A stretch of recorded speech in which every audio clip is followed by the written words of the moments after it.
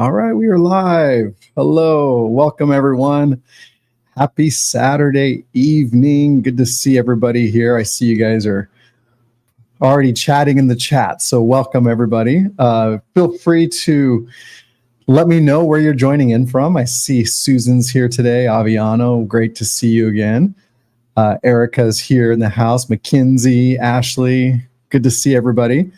Happy Saturday. I hope everybody's having a great weekend. I'm having a good weekend and I'm enjoying it. And I'm excited for today's session. I hope you guys are excited.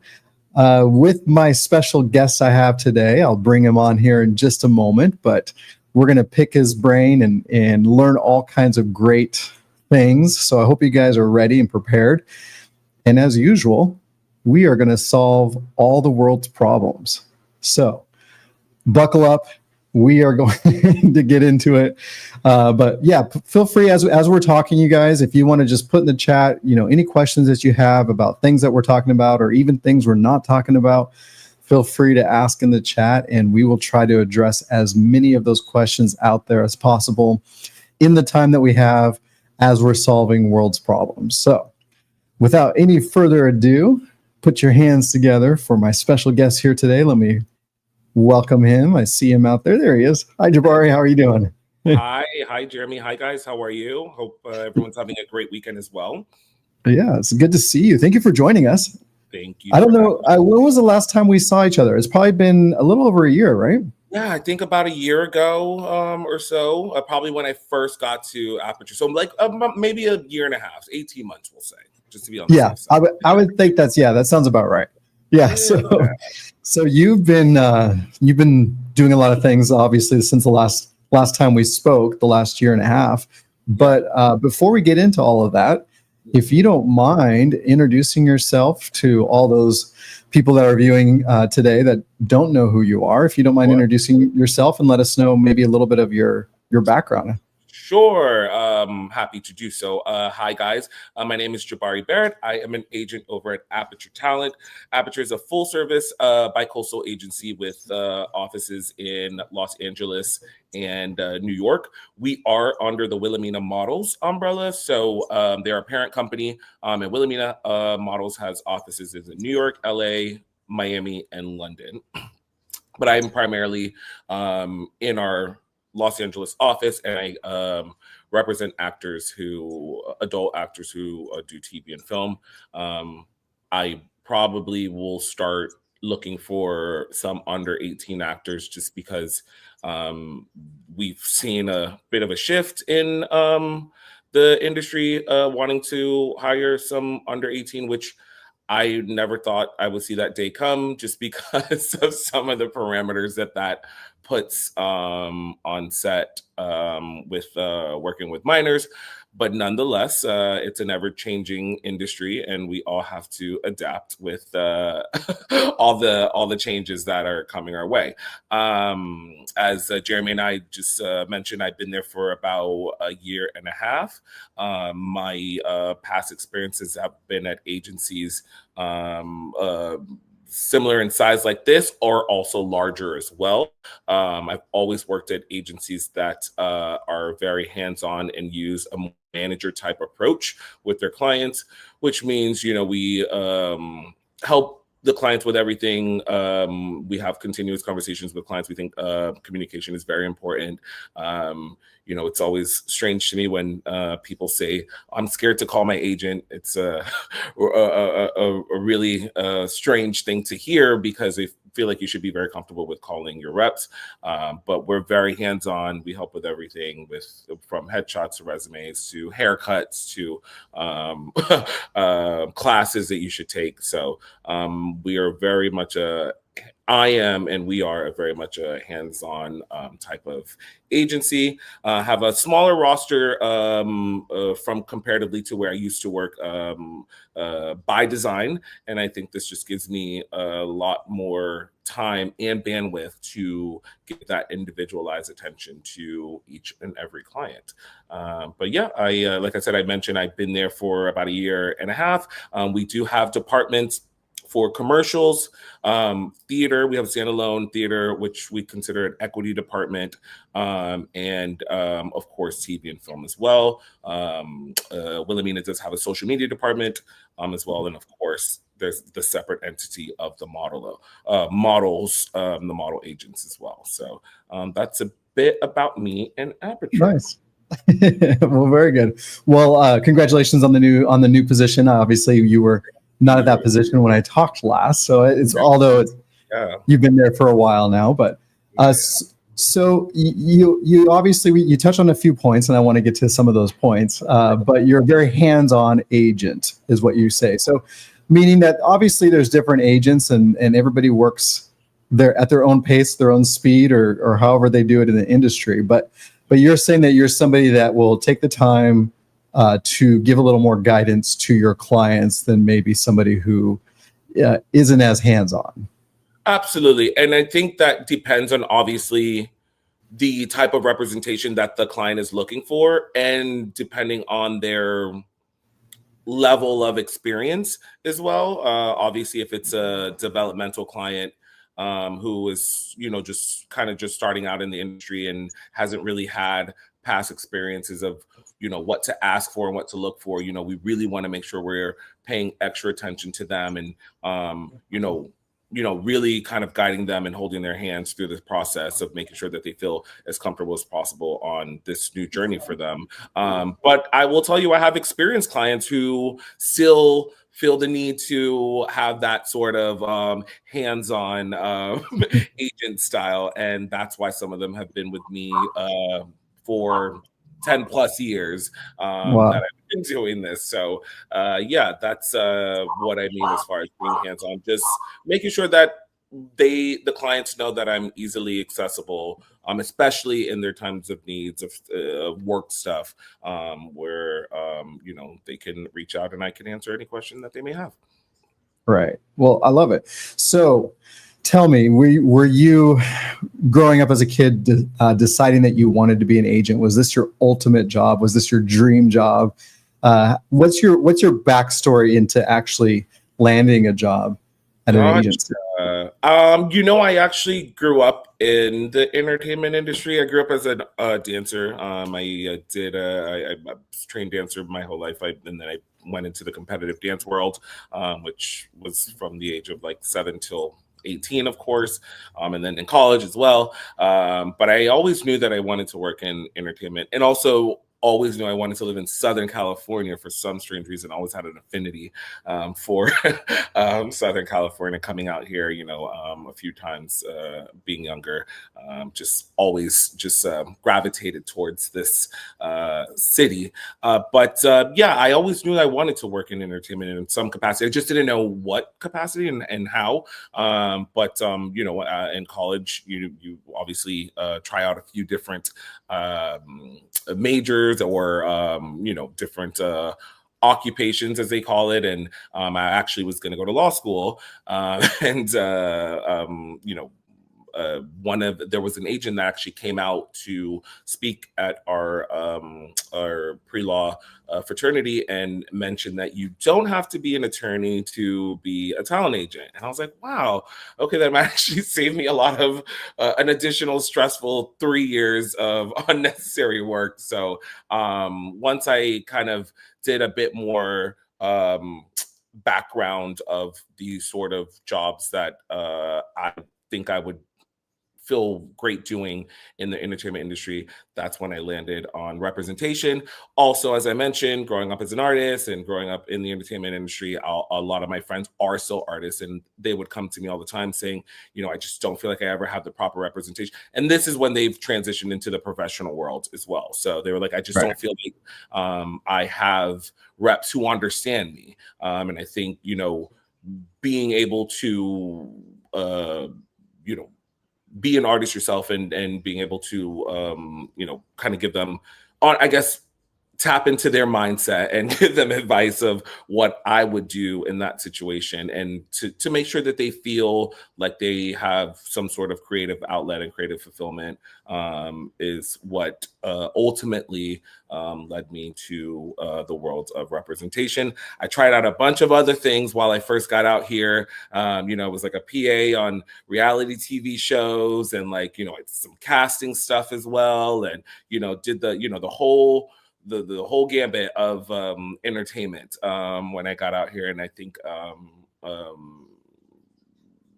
rep side really stuck with me, because I feel like that's where I could actually make a more impactful change, especially with my clients. And it was just also some of the journeys and the stories with certain clients, especially ones that I still have right now, that I was just like, this is the kind of journey that I want to go on with these guys. So nice. I love it. So you knew you wanted to be in entertainment. You just didn't know exactly which avenue. And obviously now, being on the agency side of things, you feel like that suits you really well, and you've been doing it for a while. So yeah. I mean, I will be 15 years in LA this December, which is so crazy. Nice. But I do feel like you should, if you're younger and you're trying to explore the entertainment side, not obviously on the acting side, but just to see if you want to work in this industry, you should definitely take a stab at several different work positions that are out here. Like I said, production side is definitely something that would give you some good insight and experience. But of course, like I said, casting would be great as well. Or of course, if you're fortunate enough to get a job at a management company or an agency, that's going to give you some great insight as well. So, and I also think, when you're first starting out too, if you are, wanting to be an actor, I think you could still learn from being on the inside and also doing some of the stuff in front of the cameras as well. So also could give you a tad bit of a leg up on some of your peers if you end up working on the other side of the camera, albeit for a short moment, of course, and then you continue to pursue your actual passion. Yeah, I love it. I interview people every week, and I like to find out how they got started and how they got to where they're at today. And it's funny because everybody's story is different, but everybody's story is similar, right? Yeah. They knew they wanted to be in the entertainment business somehow. Everybody's path is different, but I'm seeing lots of patterns. And one thing I always tell people is be nice to everybody. As an actor, a model, an actress on set, you don't know who you're working next to and what they'll be doing tomorrow, right? So the guy who's helping run sound, or the guy who's helping move cameras, he's just maybe testing out that if that's even a job he wants to do. He may be a big time director, 5 years from now. He may be an agent next year. You never know, right? You never know, and that's been an ongoing philosophy for me, and just what I've been taught through the years that I've been doing this. You just always want to work with people that you like. So obviously just, be a likable person. But also too, when you get on set, make friends with everybody, speak to everybody, keep all of your call sheets. Like you said, and I say this all the time, you don't know if the PA is going to end up being the next AD or the next DP on a project. And I know that the success that a lot of my clients, my longstanding clients have had, is repeat business. We love repeat business. So obviously, if people like working with you, they don't have to go through the whole process of reading and, trying to set up sessions, whereas they already know that this person has done a stellar job and we can just immediately plug them back into a role. So we very much I always encourage all of my clients, like you said, just to be kind and friendly and professional with everyone. And when you get on set, speak to everyone. Make sure you're taking all of the contact informations that are publicly available to you for everyone. And also, once you guys wrap on working on a project, follow up on your resources. Stay proactive.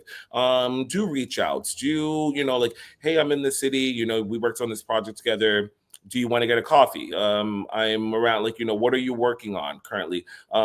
You will find that a lot of times, a lot of the jobs in this industry really do come from referral basis. Of course, we as reps and agents are submitting and pitching you ferociously. However, it, as large as the industry looks, it's not as big as we would like to think, and the majority of us all know each other, so it doesn't even help to try to not be a kind person or somebody that people don't want to work with. So Right. it's very important to yeah, like you said, be respectful, be kind, speak to everyone, and utilize your resources, and keep a actor's journal of all your contacts. Absolutely. And always be networking, right? And in today's world, it's so much easier too with social media. It's easy to be like, hey, what's your Instagram? And be able to exchange that, and then be able to stay in contact with each other with all the apps and all the tools that are out there. So yeah, well, it's funny because I started watching, I don't know if you saw this or not. I started watching Charlie Sheen's documentary on Netflix. I heard that was coming out, but I didn't see it. I haven't seen it yet. Yeah, so I opened up Netflix last night. I just decided, hey, I'm going to spend an hour of some time, relax a little bit, and it popped up. So of course, I'm intrigued, right? I'm sure a lot of other people are as well. And I used to wrap it briefly, by the way. So but you can please speak freely. Well, so anyways, the interesting thing though that I really did notice with, I've only watched half of it so far, right? And kind of getting into his story is just the whole his whole network. Just the people that he knew, the contacts that he made. His first cameo on Ferris Bueller's Day Off, that was through networking. That was through friends of friends and people that he knew, and things like that. So his career kind of took off and launched due to the fact that he knew a lot of people or had contacts with a lot of people. And I think he was also like a pre-Nepo baby as well, because of obviously Martin Sheen. But I always thought it was smart of him to lean into that, because, I mean, at the end of the day, why not, again, going back to utilizing the resources that you have. I'm sorry, I'm never going to be anyone to tell you guys, like, hey, if you know somebody that works at a studio and a network and they're a close family friend, yes, you should utilize that. In fact, please let me know about it so that way I can contact them. Right. Utilize that resource together. So it was smart on him to keep his name, unlike his brother, who tried to change his name and go by Emilio, and not want to be associated with the family. I mean, listen, there are obviously different contexts as to, maybe wanting to separate yourself from a certain name or certain family. However, in that situation, I think it would have been in his best interest to beneficial use that last name. And I think Charlie did that smartly at the time. Of course, we know that, the progression of his career didn't, stay the way that it was. But everybody loves a redemption arc. I think it's always great to see, look at Lindsay Lohan right now is having a fantastic redemption arc. And she's obviously is and was very talented. I think we as a society, and especially in the entertainment industry, are obviously rooting for everybody, but we were really rooting for the people who we know are talented and actually really can do good work. And I think she's one of them. And I think Charlie has and will do good work in the future. And I hope that he stays on the right path. And like I said, we just love to see a happy ending story. Absolutely. Well, I haven't gotten to the second half, so I'm getting ready for that probably later on tonight. Yeah. So we'll see how that goes. Yeah, I'm gonna check it out too. Actually, no, I just saw somebody had just mentioned it too, as well, and I think he had did an interview on another show. So I'm gonna check it out as well. Yeah, I love watching those shows only because I love the backstories, and then obviously, like, I love hearing your backstory. I love hearing, where actors come from. I love hearing, how everybody gets involved, and, always be networking. It's funny because a lot of clients think that the end goal is to get representation. A lot of people out there that don't have a rep yet, that don't have an agent or a manager, they're sitting there going, how do I get an agent or a manager? And once they land one, they think, okay, that's it. Yeah. I'm done.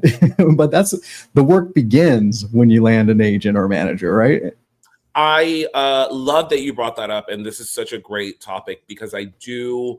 Well, first of all, I want to start off saying with anybody who might be, middle age or a bit older, if you don't have reps, that's not a point of discouragement. You shouldn't be discouraged. You should continue to work hard. If you're very passionate about this industry and you're passionate about what you do, don't give up. Keep trying. You will find reps that are right for you. And again, everything is about timing. As you mentioned, there are people who initially get reps right away and they're miserable. They're never happy. I could count on one hand the amount of times I get calls of, oh, I just signed with X, Y, and Z. It's only been 5 months. I'm not happy. And I'm like, you didn't even really give the process a whole, I think anything takes a good 18 months to really see if it's going to gain real traction or if it's not really working out. And sometimes, there's certain people who initially get really good reps at really good agencies and management companies, and they're already complaining within the first 3-5 months. So it's true. It's very the work really starts once you get the reps. You have to continue to stay proactive and energize and be a go-getter. You can't just rely on your reps to take care of everything for you. I always say, we work together. We work in tandem. I don't work for you. You don't work for me. We literally work together. And at the end of the day, when you're working, my clients, when you're working, I'm working, and I need you guys working. I obviously have bills to pay. I obviously have a family to feed. So, and so do you. So there's no point in having any clients who, that we don't put as much effort and energy into as we would, say, for instance, a quote unquote high earner for that year. So I would really implore especially some of the older actors who are getting into this maybe a little bit later than some of the younger ones, to never feel discouraged if you don't have current representation right now. There is management companies and agencies that will discover you and find you, especially when they need to, and there's always going to be a fit for somebody at an agency or management company that they don't have. So please don't ever feel discouraged. The younger ones, of course, you're young, you're coming up, so you don't really have to, I guess you probably do have expectations, but they're not as lofty as some of the other older client or the other older actors. But the younger ones, obviously you should stay very determined and eager to work as well. But I do want to make sure I stress my message to the older actors that please don't get discouraged. If you feel like you're reaching out every week and you're sending a bunch of submission emails and a bunch of submission letters and you don't feel like you're getting any traction, please don't get discouraged. We do see them. We do try to read them. Obviously, we're all just very inundated with other work. I tell the people sometimes at these classes when I have a chance to, that if I stopped and responded to every submission email or letter that I got, I would not be able to do the job for my current clients, and I wouldn't be able to find new work for them. So we do them, we read them, we check them out, but it's something where you just have to stay persistent, and you will end up finding the right reps when you need them. Right. Absolutely. And also, as a rep, our job is to try to grow our network, right? We try to get as many contacts as possible and know all the right people for our clients as much as possible. But the client's job too is, when you're on set, when you're working, is make those friends, because I'm not on set with you. You're on set and you're the one working. And so, your job is just as equal in the networking area. We want you to make those contacts and then again forward those contacts to us. Please share them with us. We can reach out, because again, there'll be a breakdown or there'll be something that comes out, and I know that the list that you just sent me, so and so is on that list. I can happily reach out to casting or go to directly to the source and say, hey, I know you worked with X, Y, and Z on this project. They mentioned you guys having a great time together. I've seen the footage. It looks fantastic. Skip the whole casting process. Just make my client an offer. So Right. yes, it's very viable and very helpful as well. Right. I love it. So tell me about, where you work currently. You said you work kind of in the adult division. Is that?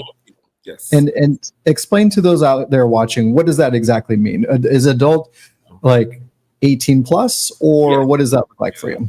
Yeah, so adult is 18 plus, as you mentioned.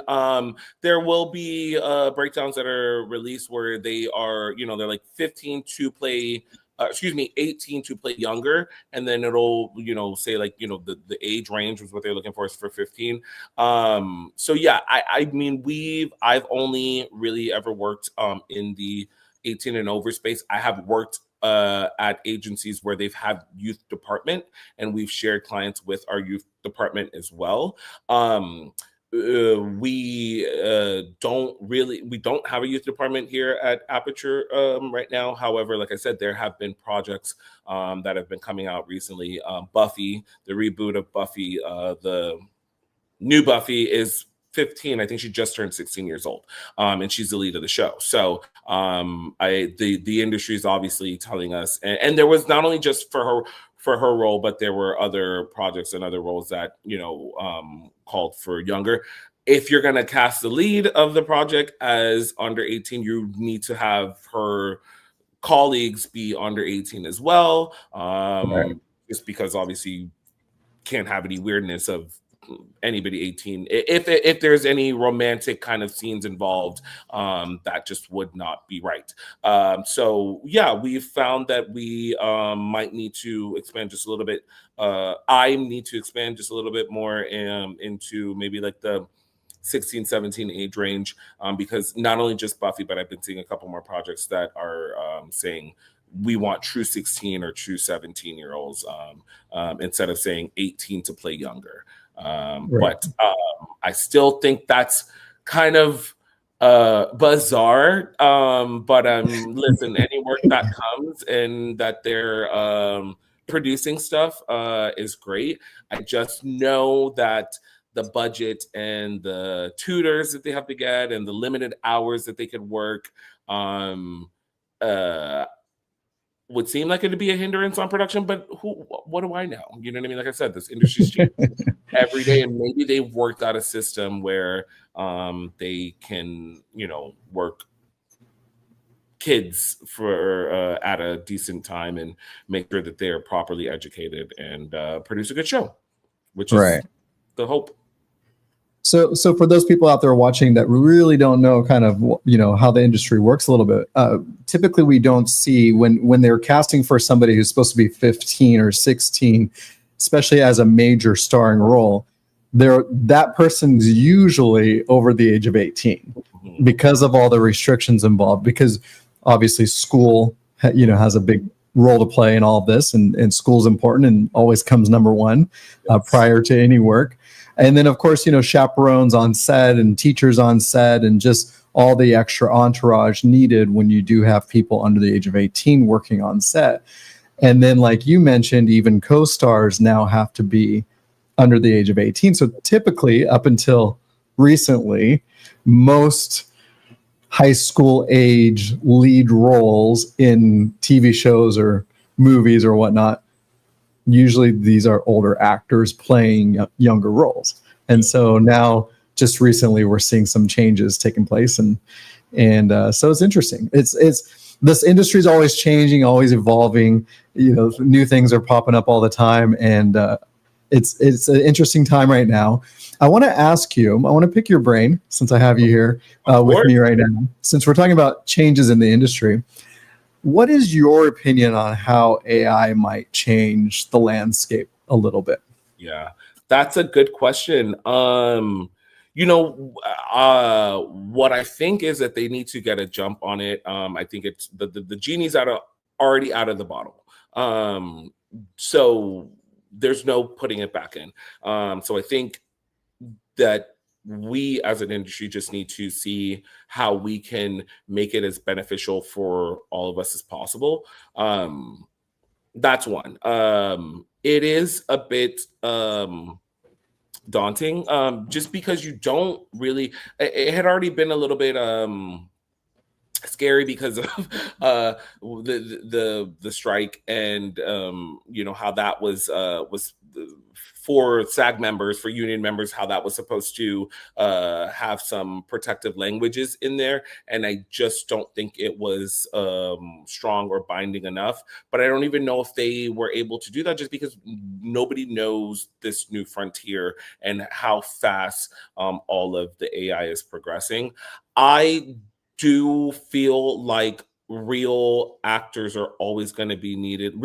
Real human being actors are always going to be needed, just because, at least for right now, you can very much tell the difference between an AI generated scene comparative to a real actor. It's really in the eyes is where you can tell the difference. But I know that they are getting better. I know that these programs are getting really skilled of also just making these things look a lot more realistic. But I'm of the mindset that we're just always gonna need real actors and real humans in certain productions.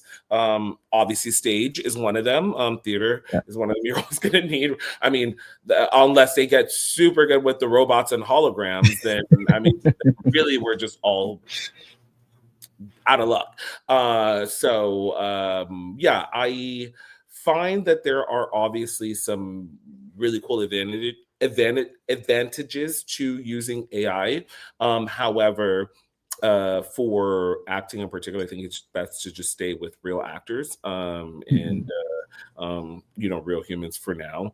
I mean, animation's obviously a little bit different, but even for animation, you have illustration artists who are hired from there instead of somebody who just types into a prompt something to generate for some sort of movie. So it is something where we're obviously still learning together. I think the next SAG renegotiations coming up next year, and they're going to have to put in some more language. So hopefully it's a lot stronger and protective of not only just keeping job placements for the actors and for their union members, but also making sure they're protecting the likeness. I know there's a lot of name and likeness and deepfake stuff like that that people can just put somebody else's face over and they actually think it's them. I think that's also another thing we have to be careful of and be aware of is how, especially if you have like a large social media following or something like that, somebody can actually just generate something saying like, oh, you said this. And I'm like, I never even seen this. So those are some of the protections that they definitely have to put in place as well. Well, I agree with you on the AI and the human factor. The marketplace kind of dictates what takes place, right? So as we're watching, I'm sure there will be some 100% AI generated shows that will come into the marketplace. And as we watch those, like I've said in the past to other people, I like watching cartoons, and I'll watch an animated movie here and there, especially when I'm with my nieces or whatnot, but that's not my genre of choice. I'll watch it, but it's not something that I consume every day, all day. Yeah. And so, that's how the marketplace is going to dictate how well or how advanced AI gets within the acting world. Is our consumers, us, people like us who are watching the content, are we going to want to watch 100% AI all the time? And I don't think we will. I don't think none of us want that. But on the reverse side of it, from the actor's perspective, think of it this way. Think if you're like an A-list celebrity, right? Let's say somebody like, Tom Cruise, for example, and they're like, okay, Tom, we need you over here for Mission Impossible 522nd, whatever movie he's on, and he says, okay, I'll commit to that. And then another production comes along and says, hey, Tom, I know you're on set, but could we use your likeness for our project? And we'll throw you a couple $1 million for using your likeness. Yeah. Do you think somebody like Tom would be opposed as he's working over here on, this project plus this other project he's getting paid for by using their likeness? He might agree to something like that. That might be something he's okay with. I don't think Tom Cruise would, because he is a maniac in making sure that he does all his stunts in a good way. You know what I mean? I think it's like great. And obviously don't mean that in a pejorative way, but I mean like he's loves the work that he does. So I don't know if he's a good example, but I do see maybe some other actors being like, hey, like if I don't actually have to travel over there and do the stunt and, you know, use the wear and tear on my body, then yeah. And I also do, I think that creates an additional slippery slope of, you know, the possibility for other people to do it as well. I don't think Tom Cruise would do that, but I do think that there are other actors that would absolutely say, yeah, sure, you're going to pay me $2 million to not have to travel and do this scene. Sure, I'll take it. So we do have to be cognizant of that as well. Right. You know, and it's one thing, like we've had special effects for years. So there's a lot of things that happen in movies on sets that don't really happen. You know, so in reality, we've been watching a form of AI, but just in a different format for years. Well, and I think also it's not just, you know, the regular actors, just like I said, the stunt departments, like, you know, there's a whole stunt union of actors as well that, you know, might get taken out of work. Of course, the crews that are on set, you know, that's already been a little bit limiting here in LA. You know, we are thankful that they just passed this additional tax credit for filming to come back to Los Angeles, which we love. But also New York got the jump on the whole industry and got their tax credit passed a while ago. So they have a lot of productions happening currently in New York right now. So I don't think it's only the, you know, the actors who would be affected. It's really the city, the economy, and the cast and the crew as well, which is obviously very important to the surroundings of the city that you're currently in. Yeah, absolutely. And so I want to change gears a little bit. I have some questions that are coming in, so let's get to some of these questions that people are asking. So I have somebody that's asking, how many agents can one person have? Is there a limit on how many agents they should have? It depends. So if it's at one company, like ours, we tend to share clients. So you'll have multiple agents in different departments. Say, for instance, you'll have a commercial agent or a theater agent and then the TV and film agent as well. So that'd be 3 right there. There are people who will have multiple agents because they have an agent in a local city. So say, for instance, you moved to LA and you got set up with a new agency who would obviously represent you across the board, but you know that you still have a home base in Atlanta or North Carolina or New Mexico, where they have, I don't want to say a large amount, but they have a decent amount of local agencies and management companies there as well. You know, so certain companies do a split with those local agencies. We don't. It depends on the client. I mean, we try to stay away from splits. When I say split, that means you're pretty much splitting your commission with the local agent in that area. For say, for instance, like if we book a job, then they get 7%, and if they book a job, we get 7%. Obviously, then the client gets 7%. So we call that 7-7-7 split. That's not really something we're doing here at Aperture, but there are other agencies and management companies that will do that with other local agencies. But you can essentially have as many as you want. There's people who have international agents as well. There's people who have convention agents. There's people who have agents for any sort of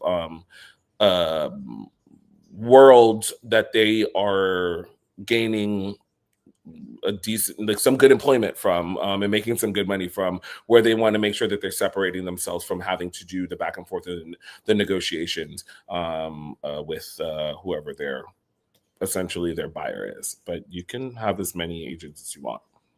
Yeah, people don't typically like to share. Agents don't like to share when they have to split commissions, but you don't mind when a client has an agent that works in an area that you don't work in, right? So let's say a speaking agent, like you said, somebody who's booking speaking tours and guest appearances. You don't deal with that directly. So if they had a speaking agent, it doesn't bother. That would be totally fine. That would be totally fine. And in fact, I would want to be introduced to them. We would make, contact. And as I had mentioned before, communication is key. So we want to make sure that we have some sort of firsthand communication, especially emails. So we're sharing calendars when you want to book out, when you booked another job, what dates you're unavailable for. Those things are very important as well. So yes, you can have other agents, especially like I said, in other departments that we're not working in. And again, there are some agencies that will do a split with you in the same department as well. It's just not something I did that at my last agency, but we don't do that here just because we don't have enough clients on purpose to need to split with anyone, because I cover the whole globe. I cover New York, LA, all the South, the globe. I literally cover the whole world. So I wouldn't really feel the need to have to split any commission with anybody in a different market. And then how does that work for you? Let's say if somebody's interested in modeling and acting, do you work with them in both areas, or do you hand them off to another colleague, or how does that work? Yeah, no, I definitely hand them off to Wilhelmina for sure. Depending on where they're at.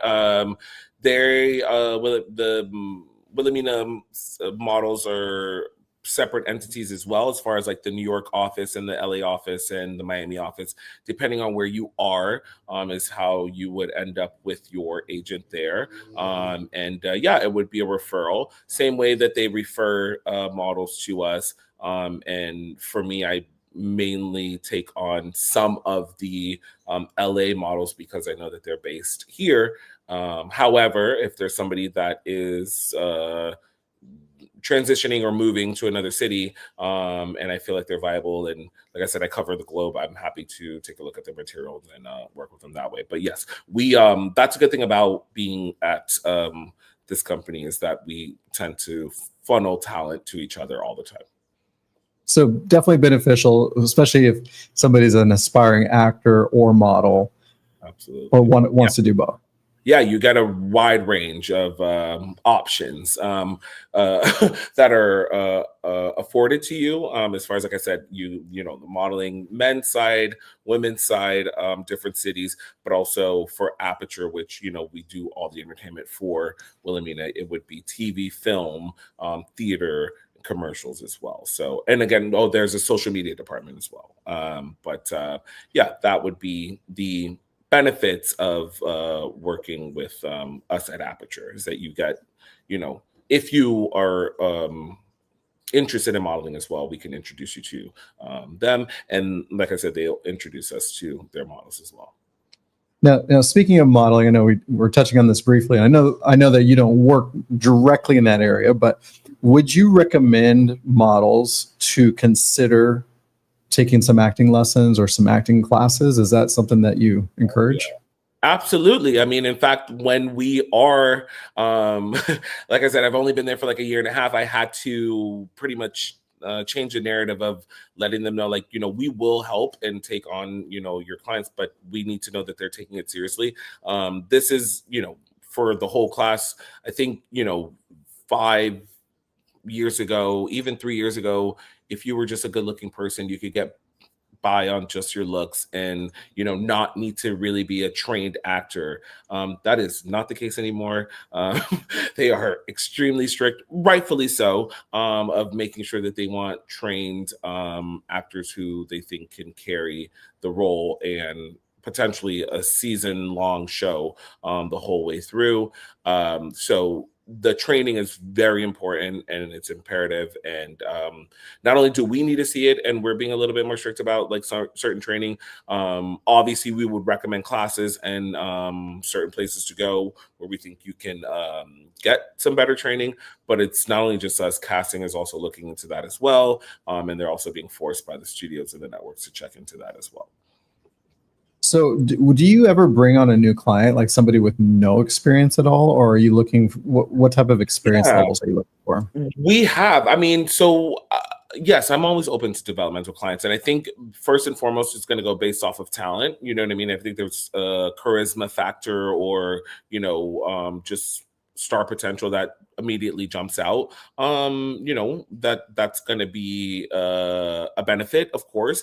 But again, it would be a conversation where I need to see you do a couple of self tapes. I need to see you do a couple of monologues. Like you got to see that there is some basic level of foundation that's there. Yeah, I like, as I mentioned, I think it would be easier, to like, oh, I can probably plug you into this co-star here or this there, which, we don't really work on, but still, like, oh, I can get you like a couple of TV credits. It's just not that easy anymore. It's just a highly competitive market with a lot of trained people who are rightfully so taking this a lot more seriously. So, it's going to be in your best interest to have really good training under your belt. Now, that again, just like I said earlier, that doesn't come from a place of discouragement. You don't need to be MFA college grad, or even like your BFA. You don't need to have that in order for us to sign you, but you would need to have some basic level of training happening. Right. I do have another question coming in specifically for you, mentioning that you have competitive dance. This is from Aviano. Sure. They're asking, do you have any advice on how to incorporate, because they come from a background of dance as well, how to incorporate that alongside acting or modeling or getting into placement with an agent or manager? Well, there How can, are. Yeah. Sorry. Go ahead, Jeremy. no, I was going to say they're asking how they could use the dance side of things to help land them Yeah, an agent or manager. I think that dancers are a little bit easier to transition into the acting world because of the emotions that we're trying to emote on stage. But the classes are going to be what's going to get you there. There are dance agencies in New York, LA. I think there's even some in Miami, or in other local regions as well, who do also represent actors for TV and film. So I think doing a bit of research on some of them, like the ones out here, like are MSA or Clear or Block. I know that they're primarily dance agencies, but they have a TV and film department or a theater department as well. So that would probably be in your best interest, is to look at certain agencies or management companies who not only are dance heavy or primarily dance agencies, but have that separate component for TV and film and theater. That's what we're Definitely beneficial for those starting off in the industry as well. Yeah, absolutely. And I think if you're interested in acting as a dancer, when you are first breaking into the industry, I guess, as a professional, you should already just be in classes as it is anyway. Of course, the dance classes continue to work on those and utilize your muscles there. But yeah, I think if even if you might want to do some theater or background dancing, I think it's always beneficial to have some sort of on-camera acting classes under your belt. Just some form of training just goes a long way. absolutely. Well, what one piece of advice? I know we're kind of running out short on time here, but I want to ask you, if somebody's sitting out there today, they're watching, they're tuning in, they desire to get a rep, and maybe they live maybe in a small town somewhere. Maybe they're kind of in a remote area. Sure. What one thing would you tell them is going to help take a step towards that direction that maybe they could even start working on this week? Is there any piece of advice that you can give somebody? Oh, that's a good question, especially from like a small area. I mean, I don't know. Check out your local theaters. Check out any of your local performing arts high schools, middle schools, elementary schools. Any theater programs that they might have, or if there's whatever's the largest city closest to you, maybe do some research about any classes or even some nonprofit stuff that they might have, that's just maybe community theater as well. I think work begets work. So if you're just doing some research and finding that, hey, there's an open role here, and I seem like I can get over there in enough time to do it, I think that's always going to be beneficial for you. The more experience and the more jobs that you book, or I guess do, that just gives you a lot more experience and a comfortability factor. Not saying that you have to add every and all things to your resume, but I think just getting that on set or on stage experience is just going to be a lot more beneficial for you. It's going to make you also feel a lot more comfortable to reach out to larger agencies and larger management companies, and maybe do some more showcases like this, or go to other acting and theater classes to get you the training that you need. Right. I think too, it's always good if it makes you a little bit nervous, maybe you should consider doing it. Right. So like, let's say if you do some research and you find there's a local improv class happening in your area and you think, oh, that makes me nervous to go to an improv class.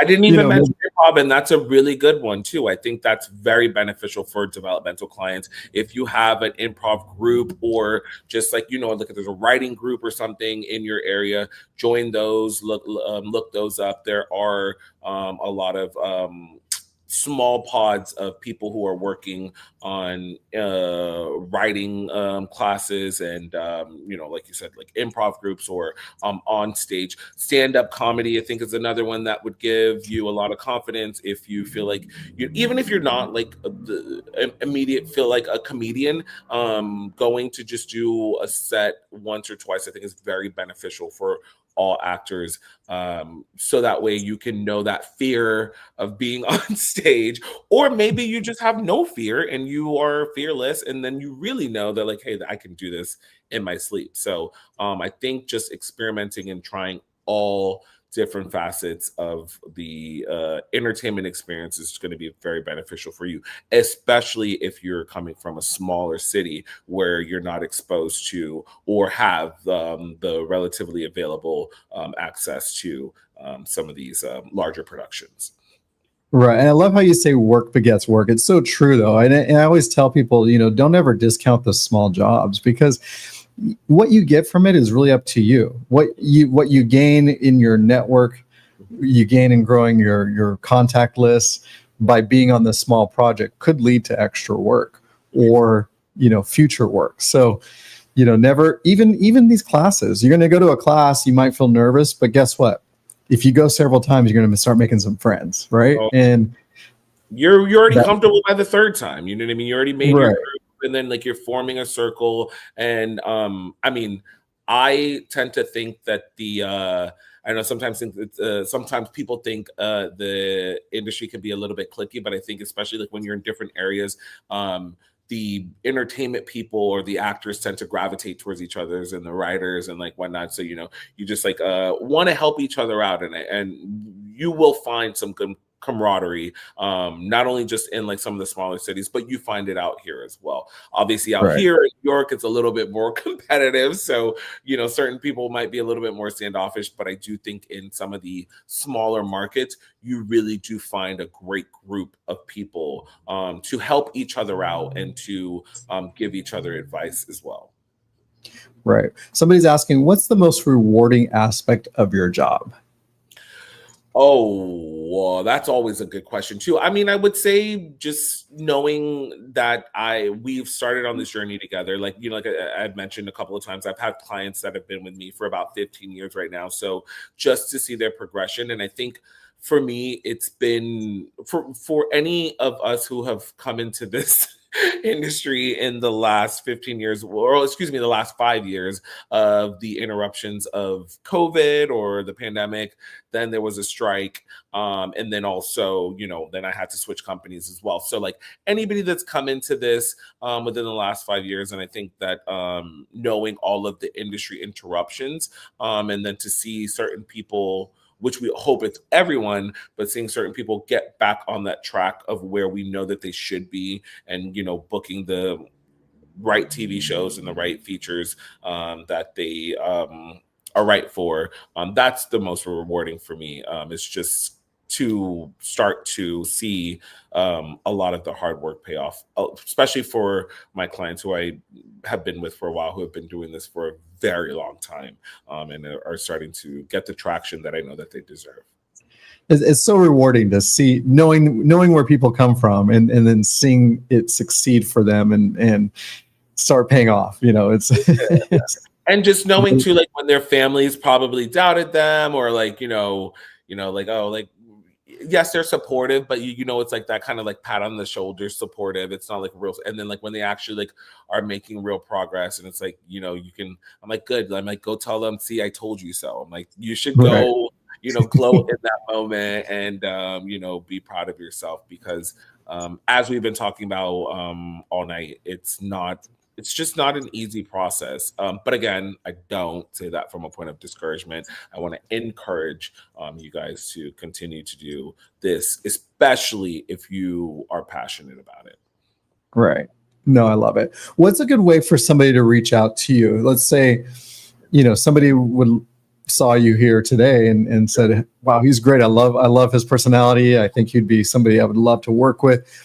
How can they reach out? Should they reach out directly on a website, or what's the best way?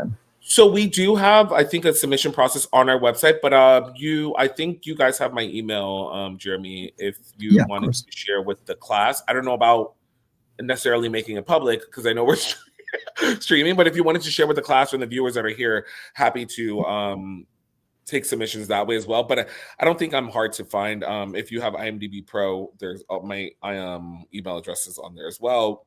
But emails would be the best way. I think we kind of touched on this in the beginning of the class, that I am a person who over responds to submissions, and please don't use this against me. But it takes a lot of time.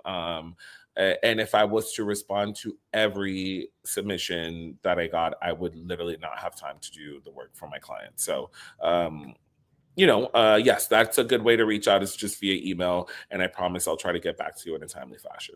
Well, I just shared it to the world, and I think I have 5 million viewers on here right now. So yeah, so you'll maybe get a couple of emails. I'm gonna close it. I'm just kidding.